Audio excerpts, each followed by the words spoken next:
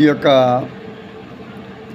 సాయంకాల సమయంలో దేవుడు మనకు అనుగ్రహించినటువంటి మంచి తరుణముగా దీన్ని భావించి నేను మీ ముందు దేవుని పరిశుద్ధ గ్రంథంలోని మంచి మాటలని, అన్నీ మంచి మాటలే, ఈ యొక్క మాటలని నేను మీ ముందు పెడుతూ ఉన్నాను. In the book of Job అనగా యోబు గ్రంథము 31st చాప్టర్, అంటే 31వ అధ్యాయము. పరిశుద్ధ గ్రంథము తెచ్చిన వారు, చదవగలిగిన వారు అందరూ కూడా దాని మీద కాన్సన్ట్రేషన్ చేయమని కోరుకుంటున్నాను. 33, 34 వచనాలు. యోబు గ్రంథము 31వ అధ్యాయము 33, 34 వచనాలు. యోబు గ్రంథములో ఉన్నటువంటి మాటల ద్వారా ఈ రోజున మనం బలపడి మరణించేంత వరకు కూడా ఆ బలాన్ని కలిగే ఉండాలి. హల్లెలూయా. దేవుని మాటలు మనము ఈ వేళ పొందిన ఆశీర్వాదము కడ వరకు కలిగి ఉండాలి, ఇంక మళ్ళీ పోగొట్టుకోకూడదు. అలాగా దేవుని వాక్యాన్ని పట్టుకోవాలి, దేవుడి వాక్యాన్ని అలా పట్టుకోవాలి. ఈ వేళ నాకు అమూల్యమైన వాక్యం అందించు ప్రభు అని మీరు హృదయంలో కోరుకుంటూ రావాలి. వచ్చిన తర్వాత ఈ వాక్యం చేత నన్ను బలపరచు ప్రభువా. మీ అవసరతలో దేవుడికి తెలుసు, నాకు తెలుసు. మీరు పైకైతే జీవిస్తున్నారు, కానీ మీ శోధన, మీ ఇరుకు, మీ ఇబ్బందుల్ని నేను అంచనా వేయగలను. దేవుడు నాకు ఇచ్చినటువంటి శక్తిని బట్టి మీకున్నటువంటి ట్రబుల్స్ని నేను గ్రహించగలను. మీ ముఖము వైపు చూడకుండా కూడా మీకున్నటువంటి శోధనని నేను గ్రహించగలను లేదో అనే విషయం కూడా మీకు తెలుసు. కాబట్టి మీకు నేను చేసేది దేవుడు వాక్యంతో మిమ్మల్ని బలపరుస్తాను. హల్లెలూయా. ఇది నా బాధ్యతగా భావిస్తున్నాను. మీరు ఆత్మీయంగా బలపడితే, బలంగా ఉంటే మీరు అన్నింటినీ జయించగలరు. దేవుడికి మహిమ కలుగును గాక. మీరు ఎలాగూ దేవుళ్ళలోకి వచ్చారు, ఎలాగా యేసుక్రీస్తు నమ్ముకున్నారు రక్షకుడుగా. కాబట్టి ఈ రక్షణ కడ వరకు కొనసాగడానికై వాక్యం అవసరము. కనుక ఈ వాక్యము చేత నేను బ్రతకాలి, నా కుటుంబం బ్రతకాలి, దేవుడి కొరకు నువ్వు బ్రతకాలి. అనేక మంది కొరకు నిన్ను దేవుడు బతికించే ఉంచాడు, బతికించే ఉంచుతాడు. హల్లెలూయా. ఈ రోజున ఈ యొక్క వాక్యం చూపిస్తున్నాను మీ అందరికీ కూడా. ఈ 33, 34 వచనాల్లో ఏముందంటే, అమ్మ జాగ్రత్తగా వినండి. ఆదాము చేసినట్లు నా దోషములను దాచిపెట్టుకుని మహాసమూహమునకు భయపడియు కుటుంబముల తిరస్కారమునకు జడిసియు నేను మౌనముగా నుండి ద్వారము దాటిన బయలు వెళ్ళక రొమ్ములో నా పాపమును కప్పుకొనిన ఎడల పరమనున్న దేవుని దృష్టికి నేను వేషధారిని. హల్లెలూయా. 2 వచనాలు చాలా సింపుల్గా ఉన్నాయి. ఇది చదువురాని వారు కూడా వింటే అర్థమయ్యే రీతిగానే ఉంటుంది. చక్కగా చదివాము, చక్కగా మీరు విన్నారు. దీనిలో యోబు గ్రంథంలో ఎవరి గురించి ప్రస్తావనకు వచ్చిందంటే ఆదాము గురించి వచ్చింది. హల్లెలూయా. జనరల్గా ఈ వచనాలు ఎవరు చూపించరండి. ఏదో ఒక స్టోరీ ఉంటుంది, దానిలో ఒక చరిత్ర ఉంటుంది, ఆ విధంగా ఏదో చెప్పుకుంటూ వెళ్ళిపోవచ్చు. కానీ ఇలాంటివి చాలా పవర్ఫుల్. ఇలాంటి మాటలు మనమేమి తృణీకరించక్కర్లేదు. ఇలాంటి వచనాలని మనం ధ్యానిస్తున్నప్పుడు దేవుడు తప్పకుండా మనతో మాట్లాడి మనల్ని మౌల్డ్ చేస్తాడు. హల్లెలూయా. ఎలాగూ ఏంటండి అయ్యగారు దీంట్లో ఉన్నటువంటి చరిత్ర ఏమిటి అంటే, యోబు గ్రంథంలో ఎవరి గురించి ప్రస్తావన వచ్చిందంటే ఆదాము గురించి. ఎవరి గురించి? ఆదాము అంటే ఎవరు? మొదటి మానవుడు. నోరు తెరిచి బ్రెయిన్కి పదును పెట్టాలి, షార్ప్ చేయాలి, చెప్పాలి, అర్థం చేసుకొని. మొదటి మనిషి మానవుణ్ణి దేవుడు చేశాడు కదా. ఆ మొదటి మానవుడు ఎవరంటే ఆదాము. ఇప్పుడు ఎవరి ప్రస్తావనకి ఇక్కడ వచ్చింది? ఆదాము చేసినట్లు. హల్లెలూయా. ఆదాము ఏదో చేశాడంట. ఏం చేశాడు?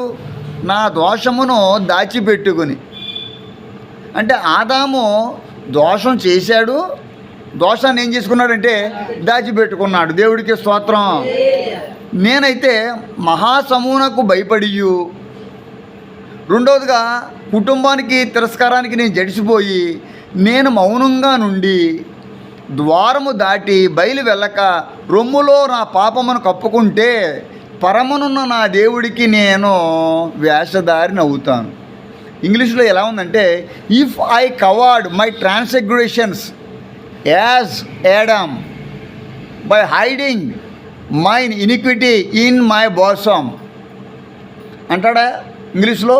Did I fear a great multitude, did the contempt of families terrify me that I kept silence and went not out of the door.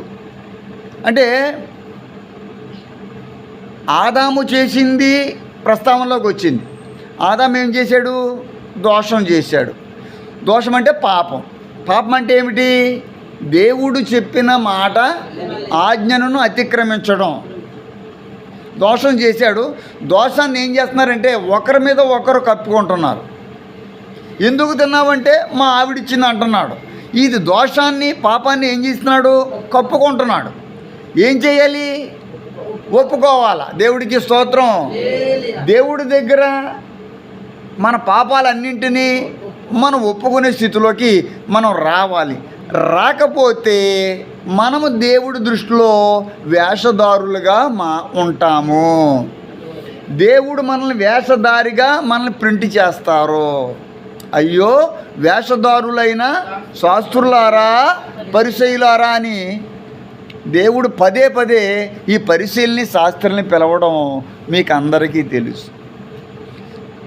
మత్తయి సువార్త పరిశుద్ధ గ్రంథంలో ఈ మాటల్ని నేను చూపించాలని కోరుకుంటున్నాను. In the gospel according to Matthews 23 అంటే 23వ అధ్యాయము. చాలా ఈజీగా గుర్తుపెట్టుకోవచ్చు. 23వ వచనం ఏముంది? అయ్యో వేషధారులైన శాస్త్రులారా, పరిసయ్యులారా, మీరు పుదీనాలోను సోంపులోను జీలకర్రలోను 10వ వంతు ధర్మశాస్త్రములు చెల్లించి ధర్మశాస్త్రంలో ప్రధానమైన విషయములను అనగా న్యాయమును, కనికరమును, విశ్వాసమును మీరు విడిచిపెట్టేశారు. వాటిని మానక వీటిని చేయవలసి ఉండెను. అందులైన మార్గదర్శులారా. మరలా 25వ వచనంలో అయ్యో వేషధారులైన శాస్త్రులారా, పరిసయ్యులారా. మరలా 27వ వచనంలో అయ్యో వేషధారులైన శాస్త్రులారా. మరలా 29వ వచనంలో అయ్యో వేషధారులైన శాస్త్రులారా. ఎన్నిసార్లు వచ్చింది? 4 సార్లు వచ్చింది. ఇంకా పైన చాలాసార్లు ఉంది అయ్యో వేషధారులైన నేను చదివింది 4. మొత్తం ఈ 23వ అధ్యాయంలో మనం ఫస్ట్ నుంచి చూస్తే 13వ వచనం నుంచి బిగిన్ అవుతుంది. అయ్యో వేషధారులైన శాస్త్రులారా, పరిసయ్యులారా. మీరే చూడండి ఇక్కడ 15వ వచనం అయ్యో వేషధారులైన శాస్త్రులారా, పరిసయ్యులారా. 16వ వచనం చూడండి అయ్యో వేషధారులైన శాస్త్రులారా, అందులైన మార్గదర్శులారా. 11వ వచనం అవివేకులారా, అందులారా. 19వ వచనం అవివేకులారా, అందులారా. ఇన్నిసార్లు అయ్యో వేషధారులైన శాస్త్రులారా. అంటే శాస్త్రుల్ని, పరిసయ్యుల్ని దేవుడు వేషధారులుగా ట్రీట్ చేశాడు. వేషధారులు అంటే వేషం మార్చేసేవారు. వారు పై వేషాన్నే చూసుకుంటారు కానీ వారు ఇంటర్నల్ అనేది సరి చేసుకోవాలి. వారు పైన బట్టలు చూసుకుంటారు, పైన బంగారాన్ని చూసుకుంటారు. పై జీవితం లోకపరమైన జీవితం ఇది. ఈ లోకపరమైన జీవితాన్ని చూస్తూ ఉన్నారు కానీ వాళ్ళ అంతరంగాన్ని, హృదయాన్ని, మనసును ఏం చేసుకోరో? సరి చేసుకోరు. ఇక్కడ యోబు ఏమంటున్నాడంటే, ఆదాము చేసినట్లు నా దోషాన్ని నేను దాచిపెట్టుకుని నా రొమ్ములో పాపాన్ని నేను దాచుకుంటే నేను దేవుడి దృష్టిలో ఏమవుతాను? వేషధారణ అవుతాను కదా. నేను ఎలాగ దాచుకుంటాను? ఎలాగ నేను నా పాపాన్ని నేను దాచుకుంటాను? పాపాల గురించి దేవుని యొక్క వాక్యం చాలా చోట్ల చాలా క్లియర్గా చెప్తుంది. పాపము చేయువాడు అపవాది సంబంధి అని వాక్యం చెప్తలేదా? పాపం చేయవాడు ఎటువంటి వాడట? అపవాది సంబంధి. మరి నిజంగా వాక్యం ఇంకా ముందుకెళ్తుంటే నేను పాపములో పుట్టిన వాడును, పాపములోనే పెరిగాను. ఎవరంటున్నారు? దావీదు అంటున్నాడు 51వ అధ్యాయం 5వ వచనంలో. దావీదు ఓపెన్ అవుతున్నాడు. దావీదు తన పాపస్థితిని దాచుకుంటలేదు. ప్రవక్త చేత హెచ్చరింపబడిన తర్వాత తన పాపాలని అతడు ఏం చేశాడంటే ఒప్పుకుంటున్నాడు. ఇక్కడ ఈరోజు వాక్యంలో మీరు నేర్చుకోవాల్సింది, దేవుడు మనకు నేర్పిస్తుంది ఏమిటంటే, మనము మన పాపాలన్నింటినీ దేవుడి దగ్గర ఒప్పుకొనవలెను. సాధ్యమైతే మన మూలపితల పాపాలన్నిటినీ దేవుడికి తెలియజేసి వాటిని క్షమించబడేటట్టుగా మనము దేవుడి చిత్తాన్ని తెలుసుకోవాలి. దేవుడి పాదాల దగ్గర దేవుడిని బతిమలాడితే పాపం పోతే రోగం పోతుంది. హల్లెలూయా.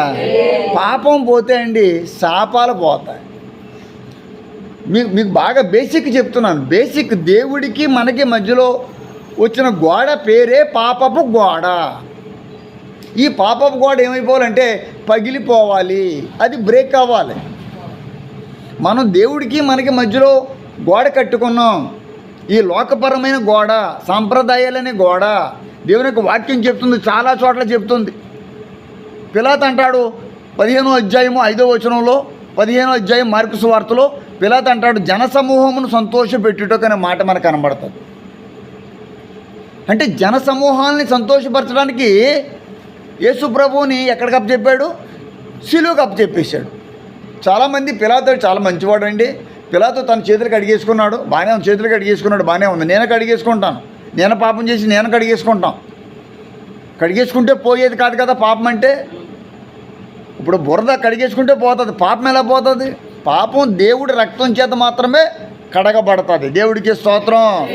నేను మరి ఈ విషయంలో ఇంకా నా మీద నా సంతానం మీద మరి ఉండకూడదని అతను చేతులు కడిగేసుకుంటే సరిపోతుందా? నేను ఆ యాంగిల్లో ఆలోచిస్తున్నాను. వాక్యంలో మనం చూస్తున్నప్పుడు పిలాతట జనసమూహమును ఎంత ఇక్కడ అదే కదా మరి ఇందాక వాక్యం చూసాం. జాగ్రత్తగా వినండి, మహాసమూహమునకు భయపడియు. ఎవరంటారు? యోబు గ్రంథంలో ఈ మాట ఉంది. ఇప్పుడు మీలో చాలామంది లోకానికి భయపడుతున్నారు. అయ్యో బంధువుల దగ్గర మన ఫంక్షన్కి వెళ్ళకపోతే అనేటువంటి ఒక భయం మనలోకి వచ్చేసింది. ఎవరికి భయపడతలేదు? అయ్యో నేను అక్కడికి వెళ్ళి భోజనం చేయకపోతే వాళ్ళు నన్ను ఏమనుకుంటారు, దేవుడి సంగతి తర్వాత చూసుకోవచ్చు, నేను బంధువుల దగ్గర చీప్ అయిపోతానే. ఇక్కడ వాక్యం ఉంది, నేను మహాసమూహానికి భయపడి నా పాపాన్ని నా రొమ్ములో దాచుకుంటానా అంటే నా గుండెలో దాచుకోవాలా? నేను అలా దాచుకుంటే నేను దేవుడి దృష్టికి ఏమైపోతాను? వేషధారిని. వేశ్యనైనా దేవుడు క్షమిస్తాడు కానీ వేషధారిని క్షమించడండి.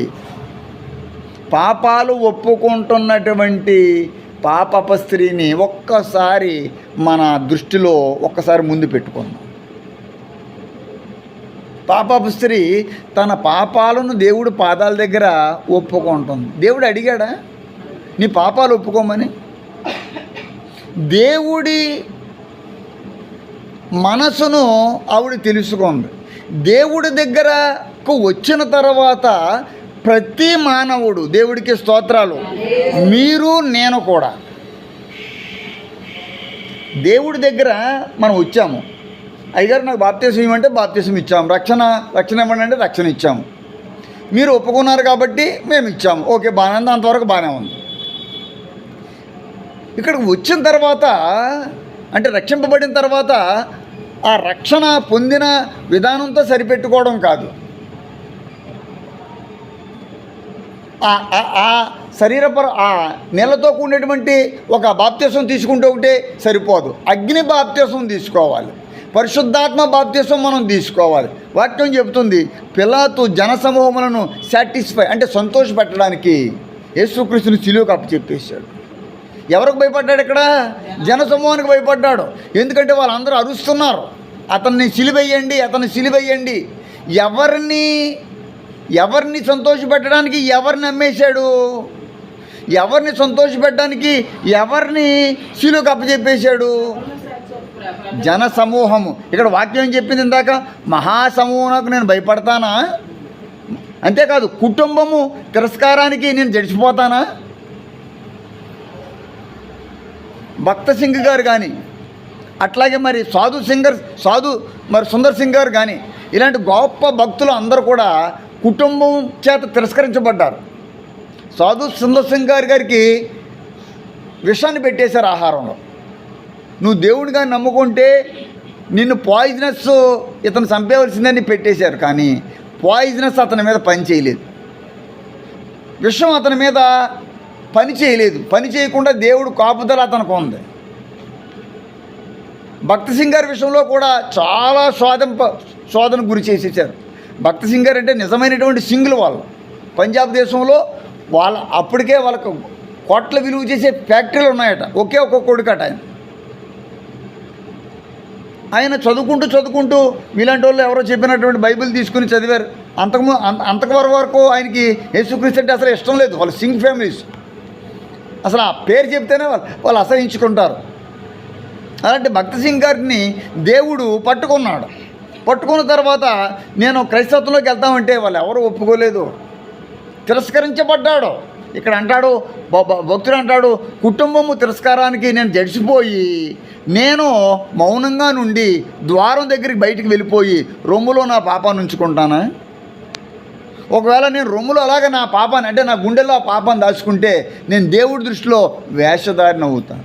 ఈరోజు మనం నేర్చుకోవాల్సింది ఏంటంటే, మనుషుల ముందు, సంఘం ముందు, లేదా దైవజనుడి ముందు, ఎవరో ముందు మనము క్రైస్తవులుగా భక్తులుగా కనబడటం కాదు, కానీ దేవుడి దగ్గర వేషధారి కాకూడదని ప్రభు పేరట సమస్త క్రైస్తవులకు, నా పెద్దలకు చిన్నలకు అందరికీ నేను ఒక మాట సెలవిస్తూ ఉన్నాను. అపోస్తుల కార్యాలు 14వ అధ్యాయం 19వ వచనంలో ఒక మాట ఉంది. యూదులు వచ్చి జనసమూహములను తమ పక్షంగా చేసుకుని పౌలు మీద రాళ్ళు రువ్వి ఏం చేశారట? చంపేశారు. చంపేందుకే ప్రయత్నం చేశారు. చూశారు అక్కడ యూదులు వచ్చి ఏం చేశారు? జనసమూహములను ఎవరి పక్షానికి వెళ్ళిపోయారు యూదులు? ఇందాక వాక్యము, మహాసమూహముకు నేను భయపడిపోయి నా పాపాలు ఒప్పుకోకుండా నేను వేషధారినిగా దేవుడి దృష్టిలో ఉంటే దేవుడు ఊరుకుంటాడా? కాన్సెప్ట్ మీకు అర్థమైందా? మనం వేషధారి జీవితము అనే ఒక ముసుగు ఒకవేళ ఉంటే మనలో, ఆ ముసుగు తీసివేసి యథార్థమైన హృదయంతో దేవుడి దగ్గరకు వద్దాం. దేవుడికి మహిమ కలుగునగాక. యథార్థవంతులకు ఆయన ఏ మేలు చెయ్యక మానడు. యథార్థవంతులకు చీకటిలో వెలుగు పుట్టునని వాక్యం చెబుతుంది కదా. అదే 17 అపోస్తుల కార్యాలు 13వ వచనంలో బేరయలో కూడా సౌలు దేవుడు వాక్యమును ప్రచురించుచున్నాడని ఉన్నటువంటి యూదులు తెలుసుకొని అక్కడికి వచ్చి జనసమూహములను రేపి ఎవరిని అంటే వీళ్ళందరూ కూడా ఎవరి పక్షాన ఉన్నారు? పిలాతు ఎవరి పక్షాన ఉన్నాడు? ఎవరిని తృప్తిపరుద్దాం అనుకుంటున్నాడు? ఇప్పుడు మనలో అదే స్వభావం ఉంది. ఇక్కడ వాక్యం వేరు, మనం వేరు కాదు. వాక్యం మన గురించి చెప్తుంది ఇండైరెక్ట్గా, పరోక్షంగా ప్రత్యక్షంగా. అది మీరు అవ్వచ్చు, మీరు కాకపోవచ్చు. అందరూ ఇలాగే ఉన్నారని నేను అన్నాను. ఎందుకంటే కొంతమంది సెపరేట్ అయిపోతారు, దేవుడు వాక్యానికి లోబడిపోతారు, దేవుడు వాక్యం మీద ఇంకా నిలబడిపోతారు, దేవుడు వాక్యానుసారంగా నడిచే వాళ్ళు కూడా ఉంటారు. ఇక్కడికి వచ్చిన వాళ్ళు అందరూ అదే టైప్ అని నేను అన్నాను. ఒకవేళ ఉంటే మనుషుల పక్షమున మనం పని చేయకూడదు. దేవుడే నా పక్షం అయితే నాకు విరోధి ఎవడు? ప్రియులరా, మనమందరం కూడా దేవుడు పక్షాన, దేవుని ఆశ్రయంగా, మహోన్నతుని చోటను నివసించువాడే సర్వశక్తి నీడను విశ్రమించువాడని వాక్యం చెబుతుంది కదా. మన పాపమును బట్టి ఆయన మనకి ఏం చేయలేదట? ప్రతీకారం చేయలేదే. కీర్తన గ్రంథం 103 వచనంలో ఇదే మాట అంటున్నాడు. మన పాపాలను బట్టి మనకు ప్రతీకారం చేయలేదు. ఇంక మనం మన పాపాలను దాచుకుంటే ఎట్లా? అనుదినము మన పాపాన్ని దేవుడి దగ్గర ఒప్పుకోవడంలో చాలామందికి వచ్చే ప్రశ్న ఏంటంటే, నేను నా పాపాలు ఒప్పేసుకున్నాను, చాలా రోజుల నుంచి నా పాపాలన్నింటికి పశ్చాత్తాపడుతున్నాను. మనం నిన్న భోజనం చేసాము, మార్నింగ్ భోజనం చేసాము, మరలా సాయంకాలం కూడా ఏం చేస్తాము? భోజనం చేస్తాం. మరలా రేపు ఏం చేస్తాము? నిన్న టిఫిన్ చేసాం, మన పుట్టిన దగ్గర నుంచి తింటానే ఉన్నాం. ఏ రోజైనా తిండి అంతే మనం ఉండగలమా? మీరే కాదు, నేను కూడా ఉండలేను. ఇది అందరికీ సహజమే. మరి ఈ ఆహారంతో శరీరాన్ని తృప్తిపరుచుకుంటున్న మనము, దేవుడికి స్తోత్రం, ఆత్మీయ ఆహారంతో తృప్తిపరచబడాలి అంటే దేవుడికి ప్రార్థనా నైవేద్యం పెట్టాలి. దేవుడికి నైవేద్యము అగరబత్తులు, అట్టిపళ్ళు, కొబ్బరికాయలు, మరొకటి అవసరం లేదు. మీ ప్రార్థనే దేవుడికి నైవేద్యం. ఆ ప్రార్థనలో మొదటగా ఉండవలసింది పాపముల గురించి పశ్చాత్తాపం. తన పాపములకు పరిహారము పొందేవాడు ధన్యుడు. తన పాపానికి ప్రాయశ్చిత్తం చేసుకునేవాడు ధన్యుడు. గత కాలాల్లో ఆదికాండం కాలం దగ్గర నుంచి మరి నిర్గమకాండం కానీ, లేవీకాండం కానీ, సంఖ్యాకాండం కానీ, ద్వితీయోపదేశకాండం, ఆ కాలాలన్నింటిలో పాపాలకి పాప ప్రాయశ్చిత్తార్థ పరిహార్థ బలులు అర్పించవలసిన స్థితి వచ్చేది. యోబు అంటున్నాడు, యోబు చక్కని మాట అన్నాడు, ఆదాము చేసినట్లు నా దోషమును నేను దాచిపెట్టుకుంటానా? అంటే ఆదాము ఏ విధంగా తన దోషాన్ని, తన పాపాలని దాచిపెట్టుకున్నాడో నేను అలా దాచిపెట్టుకోను. మన పాపములన్నింటినీ దేవుడి దగ్గర ఒప్పేసుకోవాలి. మన పాపాలన్నీ పోతే మన పాపాల్లో వచ్చే శాపం అంతా కూడా పోతుంది. మన మూల పితరులు చేయలేని గొప్ప కార్యం మీరు చేయగలరు. వాళ్ళ పాపాలు కూడా మన దేవుడి దగ్గర ఒప్పుకోవచ్చు. ఎందుకంటే దానియేలు గారు మనకి మంచి రుజువును చూపించారు. ఆయన పాపాల గురించి ఏం పడ్డాడండి? మూల పితరుల పాపాల గురించి కూడా ఆయన ప్రార్థన చేస్తున్నాడు, క్షమించమని. అపరాధినై అందుడనై అపవాదితో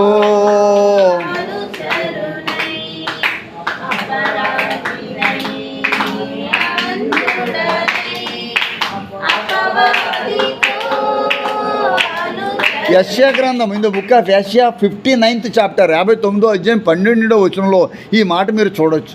మా పాపములు మా మీద సాక్ష్యములు పలుకుచున్నవి. మీరు అడగచ్చు, అయ్యగారు పాపాలు ఒప్పుకున్న తర్వాత మరలా ఒప్పుకోవడం ఏంటండి? పాపానికి ఉన్న లక్షణం ఏంటంటే మనం చేసిన పాపాలు మనతోనే ఉంటాయి. మనం దేవుడికి మనం చేసిన పాపాలను అన్నింటిని ఒప్పుకుంటేనే కానీ అవి పోనే పోవు. వాక్యం ఉందా లేదా అక్కడ? మా పాపములు మా మీద ఏం పలుకుతున్నాయటండి? ఎవరో కాదు. మనం ఎవరో మనలో మన స్నేహితులు మనం కలిపి ఏదైనా పాపం చేసామనుకోండి, ఉదాహరణకి వాళ్ళు వచ్చి ఈడు నేను చేసామని వాళ్ళు చెప్పక్కర్లేదట. మనం చేసిన పాపమే. హల్లెలూయా. అదే ఆ కాన్సెప్ట్ని మనం అర్థం చేసుకోవాలి. ఆ పాపం దేవుడి దగ్గర సాక్ష్యం పలుకుతుందట. పాపానికి ఉన్న లక్షణం ఏంటంటే రివెంజ్ తీర్చుకుంటుంది. పాపం వల్ల, అదే వాక్యం చెప్తుంది, పాపం వల్ల వచ్చే జీతం మరణం. అమ్మో, దేవుడి దృష్టిలో మనం పాపరహితులుగా ఉండాలి. పాపములను క్షమించే దేవుడు మనకు ఉన్నాడు. ఇక్కడ వాక్యం ఉంది, మా పాపములమే మా మీద సాక్ష్యము, మీకు మేలు కలుగుండుటకు మీ పాపములే కారణము. ఇర్మియా 5:25లో ఉంది. మీకు మేలు కలగకుండుటకు. చాలా ఇంపార్టెంట్ మాట, చాలా భయంకరమైన మాట. జెర్మియా 5th చాప్టర్ 25వ వచనంలో మీకు ఇక్కడ చాలా ఇంపార్టెంట్. మీరు అందరూ బాగా ఆలోచించండి అమ్మ. మీకు మేలు కలగకుండుటకు అంటే ఏంటి? కలగకుండుటకు అంటే కలగకుండా ఉండడానికి కారణం ఏంటి? మరి ఎవరు పాపాలు? మన పాపాలే, మన మూలపితరులు చేసిన పాపాలే. చాలా సింపుల్, దీంట్లో లాజిక్ ఏమీ లేదు. ఈ లాజిక్ని మనకి విడగొట్టేసుకున్నాం. మనకు మేలు కలగకుండా ఉండడానికి గల కారణం మన పాపాలే. ఇప్పుడు మీరందరూ దేని గురించి వస్తున్నారు? మేలు కలగాలి. దేవుడి దగ్గరకు వచ్చారంటే అందరూ ఏం కోరుకుంటారు? మేలు జరగాలి. ఏం పోవాలా? కీడు పోవాలా. మా కీళ్ళన్నీ పోవాలి, నాకు శాంతి జరగాలి, నాకు సమాధానం రావాలి. ఏం తప్పు కాదు, ఇవి కోరుకోవడం తప్పు కాదు. కానీ దేవుని బిడ్డలారా, ఈ కీడు పోవాలి అంటే, మేలు రావాలంటే మన మధ్యలో ఉన్నటువంటి పాపాలన్నిటినీ కూడా మీ సమస్త పాపమును బట్టి దోపుడు సొమ్ముగా అంటాడు. అదే ఇర్మియా 15వ అధ్యాయం 13వ వచనంలో ఎంత క్లియర్గా ఉందండి. మీ సమస్త పాపములను బట్టి ఏమిటట? ఏ సొమ్ముగట? దోపుడు సొమ్ముగా అంటున్నాడు కదా, చాలా క్లియర్గా. వారి పాపము ఇక ఎన్నడను జ్ఞాపకం చేసుకోనని 31-34 ఇర్మియాలో అంటాడు. మళ్ళీ అదే ఇర్మియా అంటాడు. ఇక్కడ దానికి ముందు వచనంలో ఉంది, మీ సమస్త పాపమును బట్టి మీ స్వాస్థ్యమును నిధులను క్రయము లేకుండా నేను దోపుడు సొమ్ముగా అప్పగించుచున్నాను. సరే, దేన్ని బట్టి? మీ సమస్త పాపము, మీ సమస్త మీరు చేసిన సమస్త పాపాలను బట్టి మీకున్నదంతా కూడా దోపుడు సొమ్ముగా అప్పచెప్పేస్తాను. చాలామంది అన్నమాట, మేము ఒకప్పుడు బాగా ధనవంతులుగా ఉండేవాళ్ళం. ఇది మాత్రం నిజమే, ధనవంతులుగా ఉండేవారు, తొల తూగేవారు, సౌభాగ్యంగా ఉండేవారు.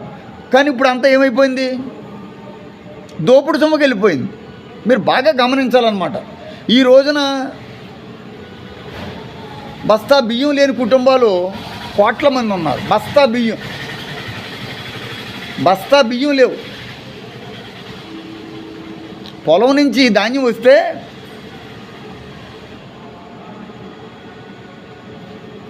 బస్తా ఎంతో తెలుసా మీకు? బియ్యం బస్తా ఎంత తీసుకొచ్చేసేవారు తెలుసా రైతులు?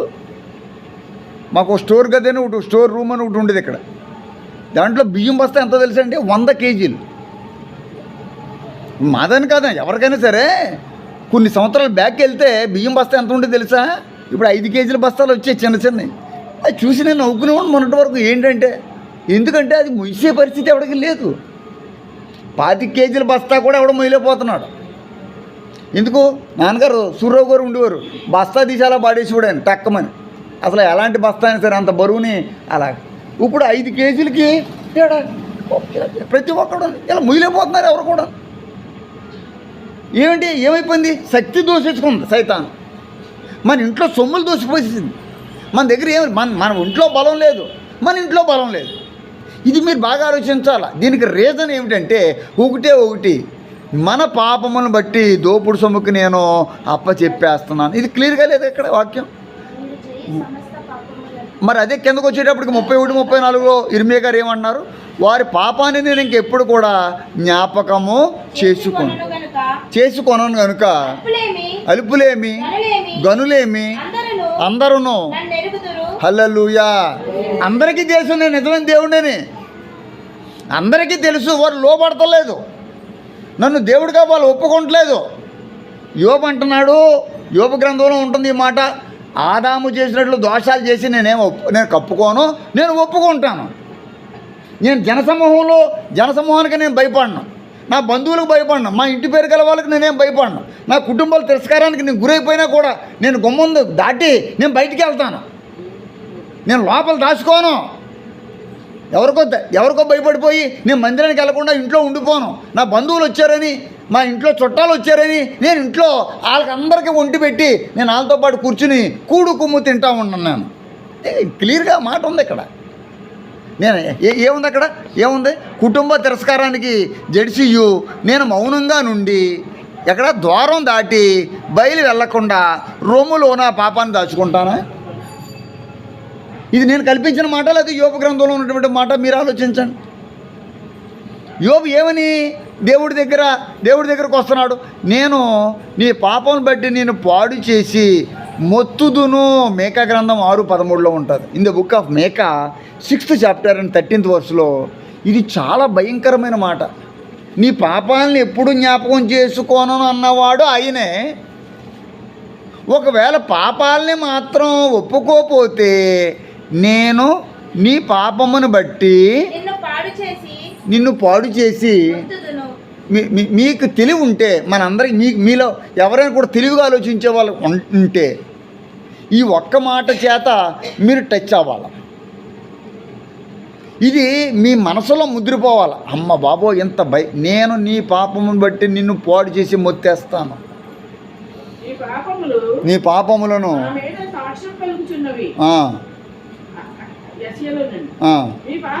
మీ పాపములు ఆయన ముఖమును. దేవుడికి మనకి మధ్యలో అడ్డుగోడ ఏదొచ్చింది? ఇప్పుడు మధ్యలో గోడ ఉంటే, ఇప్పుడు మధ్యలో తెర ఉంది ఇక్కడ, అటే మనకేం కనబడుతుంది? ఇప్పుడు దేవుడు కనబడాలన్నా, అమ్మా దేవుడు చేసే మేలు మనం పొందాలన్నా మధ్యలో ఏముండకూడదు? తెర ఉండకూడదు, గోడ ఉండకూడదు. పాపం ఉండకూడదు. యేసు ప్రభువారు చనిపోయినప్పుడు దేవాలయంలో తెర, అప్పటి వరకు దేవాలయంలో ఏముండేది మీరు ఆలోచించాలన్నమాట. ఈరోజే దేవుడు ప్రత్యక్షత మనం పొందడానికి అవకాశం ఉంది. వచ్చే సంవత్సరం బాగుంటుందమ్మని నీకు ఎవడైనా చెప్పాడంటే మరి అది మీరు నమ్ముతారో లేదో నాకు తెలియదు, కానీ నేనైతే అంతవరకు చెప్పను. రేపొద్దున ఏం జరుగుతుందో దేవుడు నీ విషయంలో, రేపొద్దున కాదు ఇప్పటి నుండి, నేడే వాక్యం చెప్తుంది, నేడే రక్షణ దినం, నేడే రక్షణ దినం, ఇదే అనుకూల సమయం. రేపని ఎల్లుండని మనం ఏం చేయకూడదంటే వాయిదా వేయకూడదు.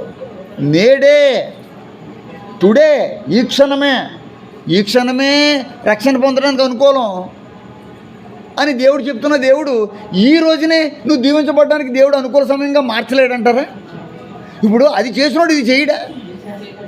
అది ఒకటే చేసేసి బయటకు పోమంటాడా దేవుడు? దేవుడు అలాంటోడు కాదు. దేవుడు పక్షపాత? అబ్బాయి ఈవిడ దేవుడికి కానుక ఏమైదు, నువ్వు తర్వాత రమ్మ అంటాడా?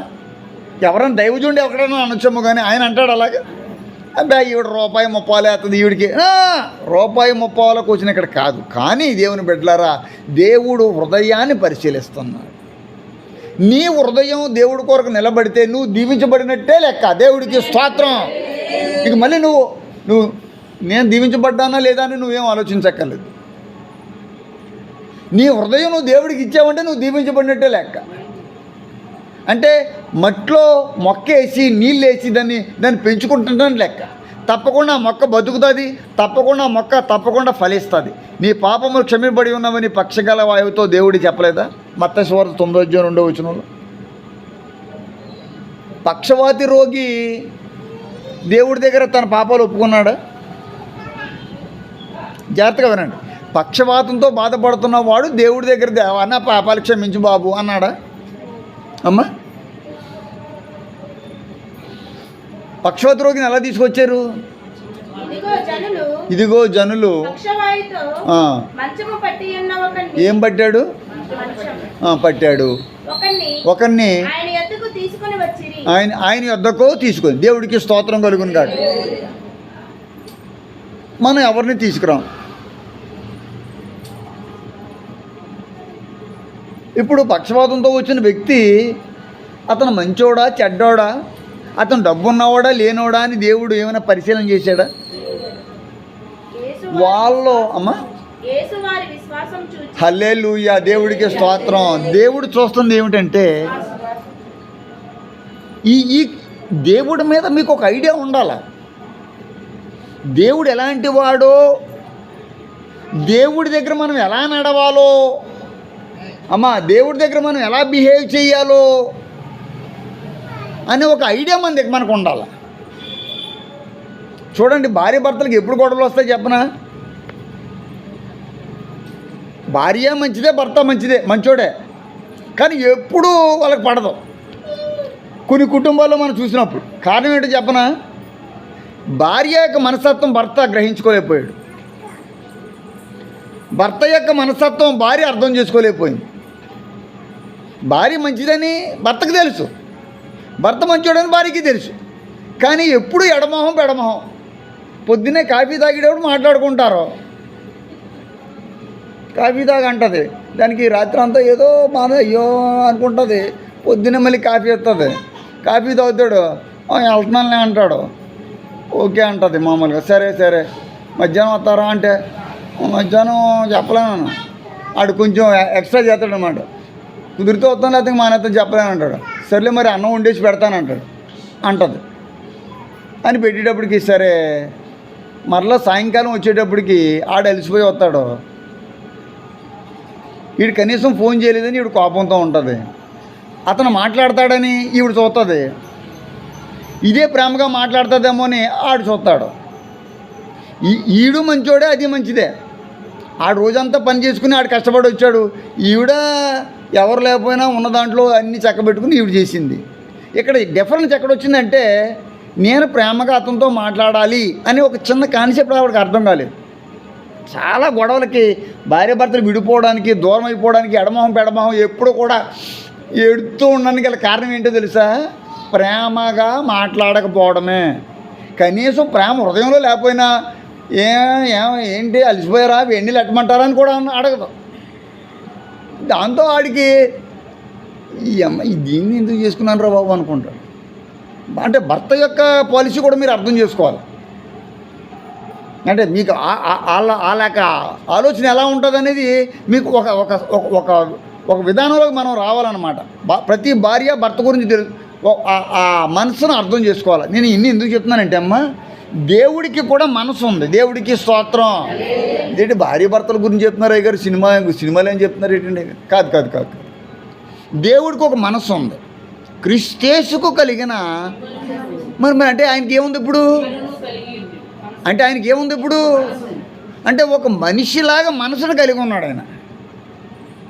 మనుషులతో సంచరించాలనుకుంటున్నవాడు, మనుషుల్ని రక్షించాలనుకుంటున్నవాడు, మనుషుల్ని దీవించాలనుకున్నాడు మనసున్నవాడు. హల్లెలూయా! మనసున్న మహారాజు. నిన్ను దీవించడానికి ఆయనకు మనసు ఉంది. దేవుని యొక్క వాక్యం చెబుతుంది, తమ పాపములను బట్టి ఒప్పుకొనుచు వాళ్ళు ఏం పొందారట? బాప్తిసం పొందారట. మార్కు సువార్త gospel according to mark 1st and 5th వర్డ్స్లో తమ పాపములను వాళ్ళు ఏం చేసుకున్నారట? ఒప్పుకొనుచు ఏం పొందారట? యోర్దాను నదిలో అతని చేత ఏం పొందారట? బాప్తిసం. ఏం ఒప్పుకుంటూ? పాపం. బాప్తిసం పొందడానికి ముందుగా ఏం ఒప్పుకోవాలా? రక్షింపబడ్డానికి ముందు ఏం చేసుకోవాలండి? అంటే ప్రతిదానికి మధ్యలో ఏముందండి? గోడ. పరలోకమందున్న మీ తండ్రి మీ పాపములను క్షమించాడని. అదే మార్కు సువార్త 11వ అధ్యాయం and 26 వర్స్లో ఈ మాట ఉంటుంది. పరలోకమందున్న మీ తండ్రియు హల్లెలూయా. జాగ్రత్తగా వినండి. పాపాలని మనం ఒప్పుకుంటే క్షమించే దేవుడు మనకున్నాడు. అందుకని మనం సంతోషంగా ఉండాలి. దేవుడికి స్తోత్రం. ఇందాక నేను మీకు చెప్పాను, పక్షవాతి రోగి వ్యక్తిని యేసయ్య దగ్గర తీసుకొచ్చినప్పుడు యేసయ్య అంటాడు మొట్టమొదటగా, నీ పాపములు క్షమించబడ్డాయి.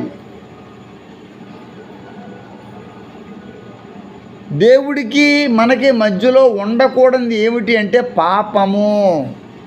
ఇక్కడ వాక్యం అదే అంటాడు. భక్తుడు అంటున్నాడు, ఏమన్నాడు? ఆదాము చేసినట్లు మనము మన దోషాల్ని కప్పుకోవద్దు, ఒప్పుకుందాం. దేవుడు క్షమించే దేవుడు ఉన్నాడు. ఎలాంటి పాపనైనా దేవుడు ఏం చేయగలడండి? క్షమించగలడు. పాపం విషయంలో శుద్ధీకరణ తానే చేసి, హెబ్రీయుల రాసిన పత్రిక 1వ అధ్యాయము 3వ వచనంలో, ఈ యొక్క హెబ్రీయుల రాసిన పత్రికలో చాలా గొప్ప మాటలు 2-3 వచనాలు మీకు చూపించాలని ఆశపడుతున్నాను. మీలో ఎవరైనా పరిశుద్ధ గ్రంథం ఓపెన్ చేసి అది చూడగలిగితే చాలా సంతోషిస్తాను. 1వ అధ్యాయం 3వ వచనం. చాలా పాపముల విషయంలో శుద్ధీకరణము మన పాపాలని ఆయనే శుద్ధి చేస్తానంటున్నాడు. మనం ఏం చేసుకోక్కర్లేదు. హల్లెలూయా. మన పాపాలను ఒప్పుకోవడమే. మనం ఒప్పుకున్నామంటే అవి ఏమైపోయినట్లేక. పాపపు స్త్రీ యేసుక్రీస్తు దగ్గరికి వచ్చి ఏం చేసింది? తన పాపాలు ఒప్పుకుంది. తమ విస్తారమైన పాపాలు ఏమైపడ్డాయి? ఎప్పుడైనా ఒక మంచి క్రిస్టియన్స్ గల మనసుతో నీ పాపాలన్నింటినీ, నీ కుటుంబ సభ్యులు చేసిన పాపాలన్నింటినీ ఒప్పుకునే మనస్సు, నువ్వే సిలువ మోయవలసినటువంటి పరిస్థితిగా నువ్వు వేసుకోవాలి. దేవా, ఏ పాపము నా మీద నిలవకూడదు. పాపం పోతే ఎలా ఉంటుందంటే, మనిషి కడుపులో కంతిగాని పెరిగిందనుకోండి, ఒక ఆవిడ అలాగే గర్భం దాల్చేసిందమ్మో అనుకుని చాలా సంతోషంగా హ్యాపీగా 2 నెలలు 3 నెలలు 4 నెలలు 9 నెలలైనా పురుడు రావడం లేదు. మరి ఎంత అమాయకులో నాకు అర్థం కాదు. కానీ ఏంటి 12 నెలల వరకు పురుడు వచ్చేద్దలేదు, దానికి అదే చూసిందంట. ఇంకా రావట్లేదు. అక్కడోళ్ళు అందరూ కలిపి లేదమ్మా అలా కాలం ఉండకూడదు, చూపించండి అంటే అప్పుడు ఆ ఫెసిలిటీస్ అవి లేవు. వాళ్ళు అడవిల్లో ఉంటారు, ఆ కోణంలో ఉంటారు. సరే అని ఇంకా వైద్యానికి సిటీలోకి తీసుకొచ్చి మరి చూపెడితే, అమ్మా నీ కడుపులో కనీసం 6 కేజీల కంతి ఒకటి ఉందమ్మా అన్నాడు. 6 కేజీల కంతి. దానికి 3 గంటలు ప్రయాసపడ్డారు డాక్టర్లు, ఒక 1/2 మంది డాక్టర్లు. మొత్తానికి తీసేశారు. ఈ కంతి ఎప్పుడైతే బయటకు పోయిందో ఆవిడ ఫ్రీగా ఉంది. ఆవిడకి ఆకలి వేస్తుంది, ఆవిడకి దాహం వేస్తుంది, ఆవిడ పని ఆవిడ చేసుకుంటుంది. అన్ని ప్రాబ్లమ్స్ పోయాయి. ఈ మాటలు ఎందుకు చెప్తున్నానంటే, మనలో ఉన్న పాపం పోతే మనం అభివృద్ధిలోకి రావడం ప్రారంభం జరుగుతుంది. దేవుడికి స్తోత్రం. మనం గ్యారంటీగా అభివృద్ధిలోకి రావడానికి నీ ముఖకాంతిలో మా రహస్య పాపాలు కనబడుతున్నాయంటాడే దావీదు 90వ అధ్యాయం 8వ వచనంలో. మన పాపాలు ఒప్పుకోకపోతే ఏమవుతుంది అంటే, పాపాలు ఆయన రహస్య ఏటట నీ ముఖకాంతిలో మా రహస్య పాపాలు కనబడతా ఉన్నాయి. అవి ఎక్కడికి పోతాయి? దేవుడు ముఖకాంతిలో మన పాపాలన్నీ బయటపడిపోతున్నాయి. నీ నామమును బట్టి మా పాపాలని పరిహరించు అంటాడు. అదే దావీదు 79:9లో. నీ నామాన్ని బట్టి మన పాపాలన్నింటినీ యేసుక్రీస్తు నామంలో మనం ఒప్పుకున్నప్పుడు వాటినన్నింటినీ దేవుడు క్షమించగలడు. మనం ఎవరికి భయపడకూడదు, జడుచుకోకూడదు, పాపాలని ఒప్పుకోవడానికి జడవకూడదు. ఆయన్ని తన ఇంటికి విందుకు ఆహ్వానించినటువంటి కుష్ఠరోగి అయినటువంటి సీమోను తన పాపస్థితిని బయట పెట్టుకోలేకపోతున్నాడు. తన పాపస్థితిని దేవుడి దగ్గర ఒప్పుకోలు మనసుతో రాలేకపోతున్నాడు. దేవుడికి మొదటగా మనం ఇవ్వవలసింది మన పాపాలన్నింటినీ దేవుడికి సబ్మిట్ చేసేయడమే. తన పాపాలకి ప్రాయశ్చిత్తం పొందినవాడు ధన్యుడు, తన అతిక్రమాలు ఒప్పుకున్నవాడు ధన్యుడు. వాక్యం ఎబ్రియుల పత్రికలో మళ్ళీ మనం వెళ్తే 8వ అధ్యాయం 12వ వచనంలో, చేసుకొనినని ప్రభువు సెలవిచ్చుచున్నాడు, నేను వారి పాపములను ఇక ఎన్నడూను జ్ఞాపకము చేసుకొననని. మీరు ఒప్పుకున్నారంటే, మన పాపాలన్నింటినీ మనం ఒప్పుకున్నామంటే మరలా వాటిని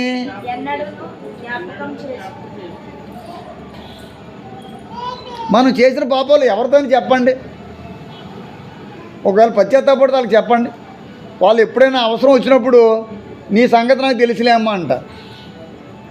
మనం చెప్పినవే మళ్ళీ అందరికీ చెప్తారు. ఎవరికి చెప్పకే అని మనం వాళ్ళ చేత ప్రామిస్ చేయించుకుని వాళ్ళకి చెప్పినా సరే, లేదమ్మా ఆవిడకి నేను ఒట్టేసాను చెప్పకూడదని మళ్ళీ మీకు చెప్తున్నాను. మనల్ని బయట పెట్టేది వాళ్ళే, కానీ దేవుడి దగ్గర చెప్పుకోండి. దేవుడు మరలాకి ఎప్పుడు వాటిని క్లియర్గా లేదు ఇక్కడ. నేను మళ్ళీ ఎప్పుడు కూడా దేవుడు, ఒకవేళ మనం ఇతరులకు ఏదైనా తప్పు చేస్తే ఆ విషయంలో మాత్రం ఒకరికొకరు తప్పులు ఒప్పుకోమని వాక్యం చెప్తుంది యాకోబులో. యాకోబు పత్రికలో వాక్యం చూసినప్పుడు 5వ అధ్యాయము 16వ వచనంలో, మీ పాపములను ఒకరితో ఒకడును ఒప్పుకోనండి. అందుకే పౌలు అంటాడు, పాపులలో నేను ప్రథమ పాపిని, దోషకుడను, హానికరుడును. ఎందుకలా ఒప్పుకుంటున్నాడు? ఇన్ని అద్భుతాలు అతని ద్వారా జరుగుతున్నాయి. ఎవరికి భయపడుతున్నాడు? నీకు భయపడాలా, దేవుడికి భయపడాలా అంటున్నాడే. మనం దేవుణ్ణి ప్రొజెక్ట్ చేయాలి అంటే మనము మన పాపస్థితిని విడిచిపెట్టాలి. మనం అపరాధినై అందుడనై అపవాదితో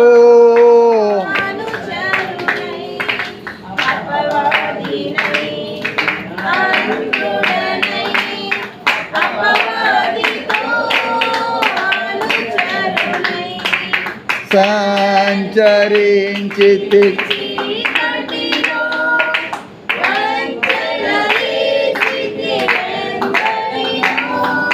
వంచన చేసి తినందరినో.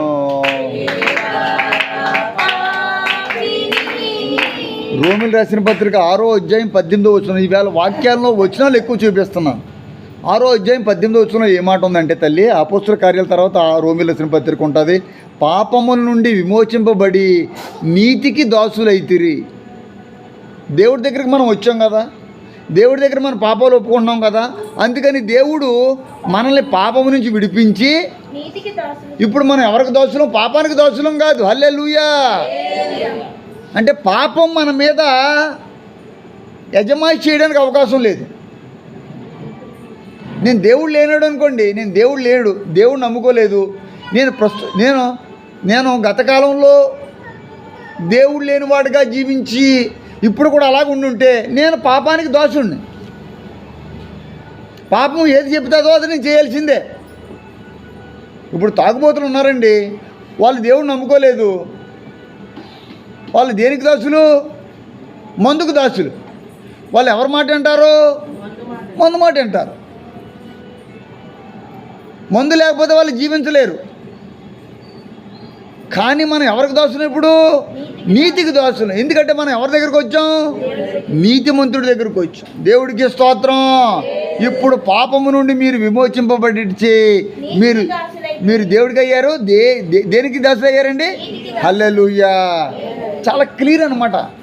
కొంచెం డాక్టర్ని నేర్చుకోవాలా. మనం వాక్యంలో ఉన్నటువంటి కొన్ని అద్భుతమైన మాటలు మనం నేర్చుకోవాలా. హిస్టరీలో అబ్రహాం గారు ఉన్నారు, లేకపోతే మరి సొదొమ గొమొర్రా మీద ఇలాగా మరి పెద్ద అగ్ని దాడి జరిగింది. ఈ కథలో ఈ కమామేషన్లు చాలాసార్లు విన్నాం. మనం వాక్యాన్ని కూడా నేర్చుకోవాలి. పాపం నుండి మనం విడిపించి దేవుడు నీతులకు దోషులుగా చేశాడు. ఇప్పుడు మనం నీతి అనే యజమాని కింద పనిచేస్తున్నాం. హల్లెలూయా. మనం నీతిగా జీవించాలి. అంటే మనలో ఇంకేముండకూడదు? పాపం అనేది రాకూడదు. పాపం అనేది రాకూడదు.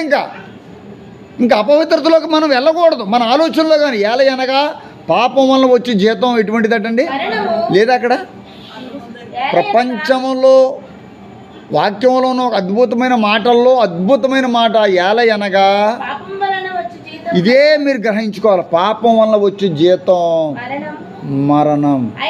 అయితే దేవుని కృపావరము హల్లెలూయా నిత్య జీవము. ఇక్కడ వాక్యం అదే 7వ అధ్యాయం 6వ వచనంలో ఒక మాట ఉంటుందండి. అదే రోమీయులకు రాసిన పత్రిక in the book of 7th and 8th verse ధర్మశాస్త్రం లేనప్పుడు ఏముంది అక్కడ? ఇప్పుడైతే దాని విషయమై 7వ అధ్యాయం 8వ వచనం 7, 8. అయితే పాపము హేతువు చేసుకొని సకల విధములైన దురాశలను నా యందు పుట్టించెను. ఏది పుట్టించింది? ఇప్పుడు పాపం పోలేదనుకోండి, మనలోకి ఏం పుడతాయి? ఈ దీంట్లో వాక్యం యొక్క మర్మం తెలుసుకోవాలి. కాస్త వాక్యం వచనాలు కూడా చదివితే ఇన్ని వచనాలు ఇన్ని రకాలుగా ఉన్నాయి పాపం గురించి ఇంతసేపు నుంచి మాట్లాడుతున్నారు ఏంటండి ఈయన అంటే, పాపం గురించి చెప్పాలంటే ఇంకా అసలు ఈ రోజు కాదు కదా, సంవత్సరం కూడా సరిపోదు. చాలా క్లియర్గా ఉంది ఇక్కడ. పాపం వల్ల లోపల మన నుంచి మనకేం పుడతాయంట? దురాశలు పుట్టించెను. ధర్మశాస్త్రం లేనప్పుడు పాపం మృతము. ధర్మశాస్త్రం లేనప్పుడు పాపం మృతం అంటే అర్థం ఏంటి తెలుసా? ధర్మశాస్త్రము లేనప్పుడు కిందకి రా 9వ వచనం కూడా చదవమ్మా. ఒకప్పుడు లేకుండా ఆజ్ఞ వచ్చినప్పుడు హల్లెలూయా దేవునికి స్తోత్రం. 8వ అధ్యాయము అపోస్తుల కార్యాలు 4వ వచనంలో ఆయన శరీరమందు పాపమునకు ఏం విధించాడట? శిక్ష విధించెను. పాపానికి ఆయన ఏం చేశాడట? శిక్ష విధించాడు. అంటే ఇంకా పాపం ఏమవ్వదు, ఇంకా కదలకూడదు. ఆయన శరీరం ముందు పాపానికి ఏం చేశాడట? శిక్ష విధించెను. అదే 8:10 కూడా ఉంటుంది. క్రీస్తు మీలోనున్న, చాలా అద్భుతమైన మాట, క్రీస్తు మీలోనున్న మీ శరీర పాప విషయమై 8:10 కనబడతలేదా? 8వ అధ్యాయం 10వ వచనం. మనం రోమాలో ఉన్నాం, అపోస్తుల్లో లేవమ్మా. రోమా 8:10 క్రీస్తు మీలోనున్న ఎడల మీ శరీరము పాప విషయమై. క్రీస్తు మీ శరీరములో ఉంటే, క్రీస్తు మీలో ఉంటే మీ శరీరం పాప విషయమై అంటే ఏమిటి? యేసు ప్రభు మనలోకి వచ్చిన తర్వాత పాపం ఏమైపోతుంది? మృతం చనిపోతుంది. మృతం అంటే ఏమిటి? అంటే ఇంకా మనలో ఇంకా పాపం నివసించదు. పాపం లేదంటే ఇంక నీ మీద ఎటువంటి శాపం ఉండదు. మీ ఆత్మ నీతి విషయమై హల్లెలూయా. మనలోకి ఏం వస్తుందట? ఏ విషయమై? ఎందుకంటే మనం ఎవరికి దోసులు? నీతికి దోసు, దేవుడికి దోసు. దేవుడు ఎటువంటి వాడు? నీతి. యేసు ప్రభు మనలోకి వచ్చాడు అంటే నేడే నీ ఇంటికి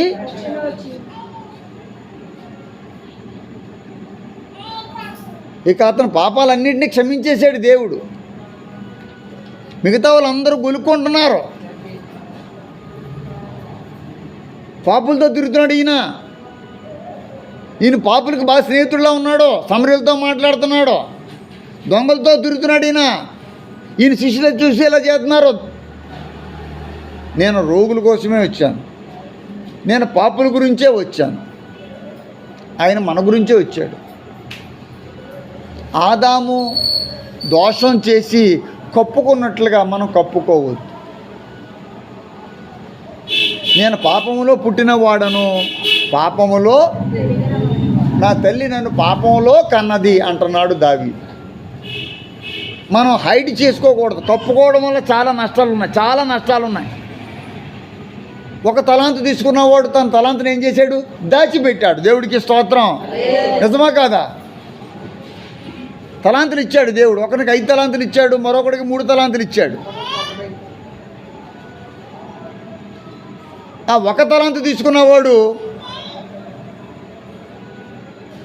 ఆ తలాంతును వినియోగించకుండా దానిని భూమిలో కప్పెట్టాడు, దాచిపెట్టేశాడు.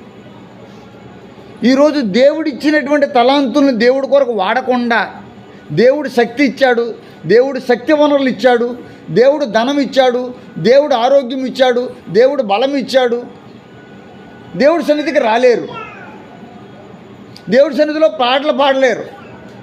ఇప్పుడు వంటలు చేసుకోవడానికి, పడుకోవడానికి, ఊర్లు చేయడానికి అన్నిటికీ శక్తి ఉంది, పాటలు పాడడానికి గొంతు రావడం లేదు. ఎలాంటి స్థితి నుండి ఎక్కడికి పడిపోయావు? పరిశుద్ధ దూత పైనుండి కిందకు పడింది. నిన్ను దేవుడు కింద నుండి పైకి తీసుకెళ్ళాలనుకుంటున్నాడు. హల్లెలూయా. నువ్వు కింద నుండి ఆయన దగ్గరికి వెళ్ళబోతున్నావు. ఎలా ఉండాలా? పెళ్లి కూతురు ఎలా ఉండాలంటే అసలు మామూలుగా పెళ్లి కూతురులా లేదు. ఆ అమ్మాయే, అవును మరి అలంకరించారు కాబట్టి అందరూ అలంకరించుకుని వచ్చారు. వాళ్ళు ఎవరో నచ్చలేదు, ఎస్తేరే నచ్చింది. దేవుడికి మహిమ కలుగును కాక. ఎలా ఉండాలి? పెళ్లి కూతురు అంటే ఎలా ఉండాలి? దేవుని బిడ్డలు అంటే ఎలా ఉండాలి తెలుసండి? మనం ఈ రాత్రే రాకడేమో అన్నట్టు అంత సిద్ధపాటు మనం కలిగి ఉండాలి. మనం ఏ భారం ఇంక మన మీద పెట్టుకోకూడదు. మనం అన్నిటినీ సెటిల్ చేసేసి ఉంచుకోవాలి, అన్నిటికీ రెడీగా ఉండాలి. రాత్రికే దేవుడు రాకడ వస్తే దేవుడు రాకడలో మీరు లెగిసి ఆయనతో పాటు వెళ్తారా? మన పాపాలన్నీ మనం ఇంకా కలిగి మనం ఇంకా ఒప్పుకోకుండా ఎలాగ పైకి వెళ్తాం? భార్య భర్తలు పడుకుని ఉంటారట, భార్య పైకి వెళ్ళిపోతాడట, భర్త మంచం మీద ఉంటాడట. ఇద్దరు తిరగ విసురుతూ ఉంటారట, ఒకరు కిందే ఉంటారట. చూసి కళ్ళు తెరిచి రెప్పపాటున ఒక ఆవిడ పైకి వెళ్ళిపోతుందట. ఇద్దరు పొలానికి వెళ్తారట, దాంట్లో ఒకటే ఉంటాడట, ఈడేడని ఎత్తుకుంటూ ఉంటాడట. అతను ఆల్రెడీ పైకి లేపబడి ఉంటాడు.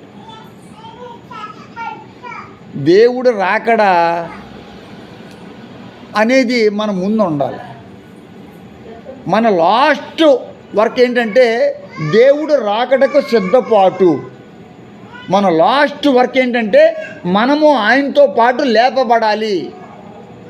ఈ భూలోకము నుండి శాశ్వతమైన విడుదల. ఒకవేళ మరణించినా కూడా దేవుడు లేపుతాడుగా.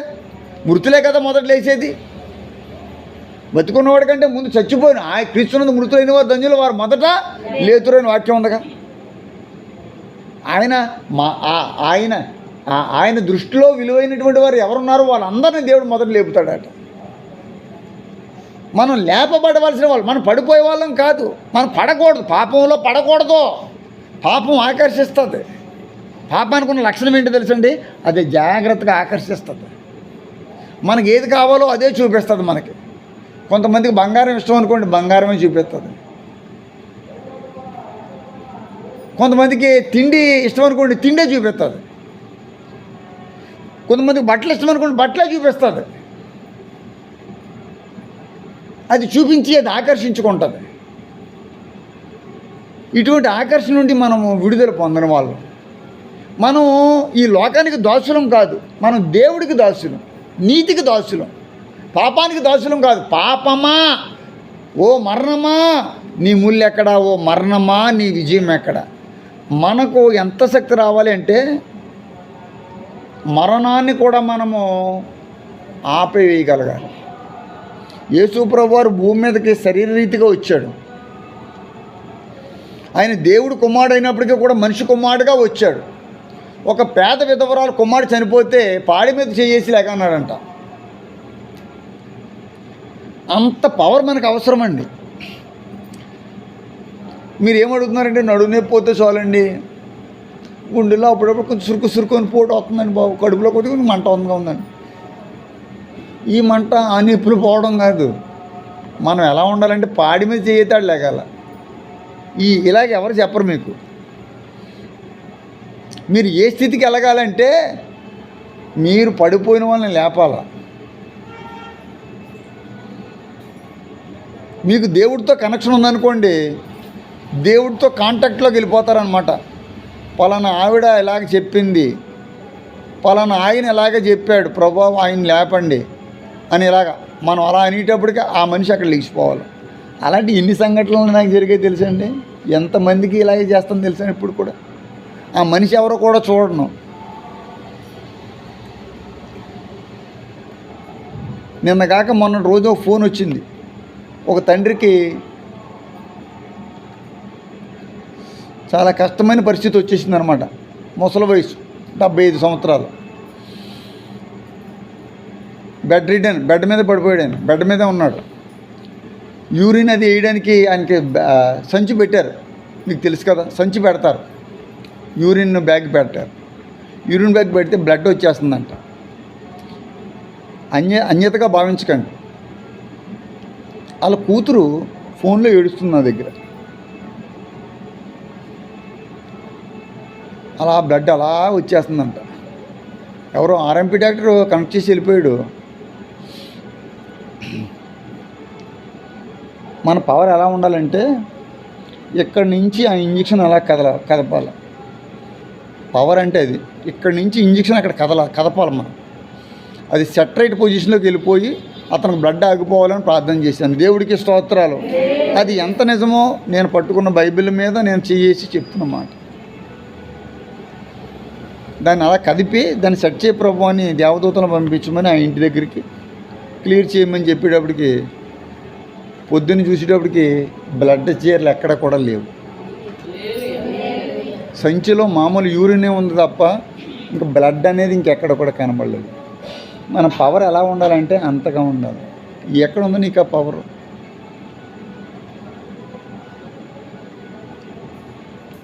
ఆ పవర్ ఉండాలంటే నువ్వు మోకాల మీద ఉండాలి కంటిన్యూస్గా.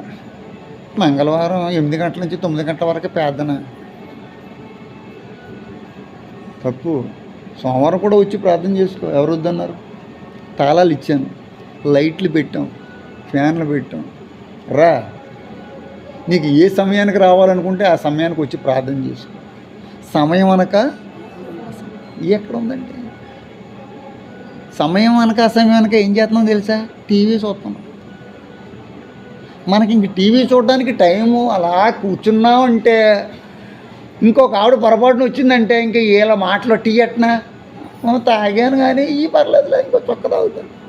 షుగర్ తక్కువ, షుగర్ ఉందా నాకు బాబాయ్. ఇంక వీళ్ళిద్దరు కూర్చుని ఇంకా టీవీలో సమయం అనక అసమయం అనక కొండ మీద పొయ్యి మీద కొండ ఉన్నా కూడా దాని సంగతి మర్చిపోయి, పాలున్నా సరే అది పొంగిపోయి కింద ప్రవాహం అయిపోతున్నా సరే దాన్ని మర్చిపోయి మన మాటల్లో ఎక్కడైనా అలా ప్రార్థన చేసావా? పొయ్యి మీద కొండ మరి పెట్టేసి మర్చిపోయి ప్రార్థనలోకి వెళ్ళిపోయావా? మనకు అట్ట అనుభవం కావాలండి. మెయిన్ ఏంటంటే మనిషికి మనందరికీ కావాల్సిన ప్రార్థన ఒకటే. మనకి కావాల్సిన ప్రార్థన ఒకటే. ఆ ప్రార్థనలో నీ పాపాలు మాటి మాటికి ప్రభువా నేను పాపిని, నా మీద ఉన్న శాపం తొలగించు. శాపం అనేది పోతే నువ్వు ఇల్లు కట్టుకోగలవు, ఏ కార్యమైనా నువ్వు చేయగలవు. దేవుడికి స్తోత్రం. నీ కార్యం కాదు, నా కార్యం కూడా నువ్వు చేయగలవు. నేను చెప్పేది అదే. లేకపోతే ఎక్కడో 100 కిలోమీటర్ల దూరంలో ఉన్న వ్యక్తి అతను ఇంజక్షన్ ఇచ్చేసి పోయిన తర్వాత అతను సరిగ్గా పెట్టకుండా వెళ్ళిపోతే బ్లడ్ వచ్చేస్తుంటే ఎవడు ప్రార్థన చేస్తే బ్లడ్ ఆగిపోతుందని ఒకసారి ఆలోచించండి. ఏడ్చి అతను కొట్టేసుకుంటుంది, ఏం చేయాలో, డబ్బులు లేవు, ఫోన్ చేయడానికి ఆవిడకి అవన్నీ సిస్టమ్ అంతా తెలియదు వాళ్ళకి. ముసలు ఎవరు చేస్తారండి అలాగా? ఇది దేవుడి శక్తే. దేవుడికి స్తోత్రం. అనేక మందికి దీవెనగా ఉండడానికి మనల్ని అందరినీ ఎన్నుకున్నాడు. నన్ను ఒక్కడనే కాదు, నిన్ను కూడా అందుకే ఎన్నుకున్నాడు. అందుకని మనం అనేక మందికి దీవెనకరంగా ఉండాలి. భయపడవద్దు. కుటుంబంలో సమస్యలు ఉన్న కుటుంబానికి భయపడద్దు. ఇక్కడ ఉంది కదా, ఇక్కడ ఏముంది, ఇక్కడ కుటుంబము తిరస్కారములకు చేసేసినంత మాత్రం నేనేం భయపడిపోతాను అనుకుంటున్నారా? నేను ఇంట్లో కూర్చుని ఏదో వ్యక్తిగా నేను ఇంట్లో కూర్చుని నేను ఉంటాను అనుకుంటున్నారా? యోబు అంటున్నటువంటి మాటలు ఒకసారి చదవండి, లాస్ట్లో మళ్ళీ ముగించేద్దాం. ఆ మాట ఏముంది అక్కడ? యోబు గ్రంథం 31వ అధ్యాయంలో చక్కనటువంటి మాటలు మనం చదివాం కదా. 33, 34లో మహా సమూహమునకు భయపడియు కుటుంబముల తిరస్కారమునకు, కుటుంబం కాదు కుటుంబాల తిరస్కారానికి జడిసియు నేను మౌనంగా నుండి, నేను నోరు మూసేసుకుని నేనేం పని చేయకుండా వీళ్ళందరికీ భయపడిపోయి ద్వారం దాటి నేను బయటికి వెళ్ళకుండా, నేను ఎక్కడికి వెళ్ళకుండా ఇంట్లోనే కూర్చుని నా పాపాలు ఏమి ఒప్పుకోకుండా ఇంట్లో కూర్చుని నేను కప్పుకొని ఉంటాను అనుకుంటున్నారా? అలా చేస్తే పరమనున్న దేవుడి దృష్టికి నేను వేషధారిని అవుతాను. కనుక మనం ఈ రోజు నేర్చుకున్న పాఠం ఏంటంటే మనం దేవుడి దృష్టికి ఎలా ఉండకూడదు? వేషధారులుగా ఉండకూడదు. అయ్యో, సమాధికి సున్నాలు కట్టినటువంటి వారులారా, సోంపులో జీలకర్రలో దశంభాగం వేస్తున్నారు, పళ్ళెం బయటకు అడుగుతున్నారు కానీ లోపలికి అడుగుతులేదు. లోపలంతా అజితేంద్రియం, కామకత్వం, దోషం, దోపుడితనం ఉంది లోపలంతా. ఇవన్నీ పోవాలండి. దేవుని బిడ్డలకి ఎన్ని పోతే మనం ఏం చెప్తే అదే జరుగుతుంది. లేకపోతే ఎంత చేసినా ఏం పోదు. మనకి పవర్ ఎప్పుడు వస్తుందంటే మన లోపల ఫ్రీ అయిపోయామనుకోండి, మన పాపం అంతా పోయిందనుకోండి. ఈరోజు మీరు మీ అనుభవంలోకి రావాలి, అటువంటి ఎక్స్పీరియన్స్లోకి మీరు అందరు రావాలి. దేవుడికి స్తోత్రం. ఎంతమంది కోరుకుంటున్నారు ఇలాంటి గొప్ప అనుభవం? నేను చెప్పే దాంట్లో ఏది తప్పు అబద్ధం, దేవుడు బలిపీఠం దగ్గర ఎప్పుడు అబద్ధం చెప్పను. కనీసం దాన్ని పెంచి కూడా చెప్పను, ఎగ్జాల్ట్ చేసి కూడా చెప్పను. ఉన్నది మాత్రమే చెప్తాను. ఎంతవరకు చెప్పాలో. నేను ఎంత గొప్పవాడిని కూడా చెప్పను. అది దేవుడు కృపే అని చెప్తున్నాను. నేను చేసినట్టుగా మీరు చేయమని చెప్తున్నాను. హల్లెలూయా. నేను ఒక్కడిని చేస్తే సరిపోదు. అలాంటి వారు అనేక మంది ఊర్లో గతంలో ఒకే 2 హాస్పిటల్ ఉండి, కామేశ్వరరావు గారి హాస్పిటల్, మరి లేకపోతే గవర్నమెంట్ హాస్పిటల్, లేకపోతే ఇంకొక బ్రహ్మంగారు హాస్పిటల్ అని ఇంకోటి ఏదో ఉండేదట. అంతే. ఇప్పుడు ఎన్ని హాస్పిటల్ పెరిగాయి? గేదెలు పెట్టే షెడ్ అంతా కూడా పెద్ద హాస్పిటల్ అయిపోయింది. అది పెద్ద హాస్పిటల్ అయిపోయింది. జనం అసలు వెళ్ళడానికి రావడానికి అసలు ఖాళీయే లేకుండా అయిపోయాయి. ఎక్కడ చూసినా హాస్పిటల్ పెరిగిపోయాయి.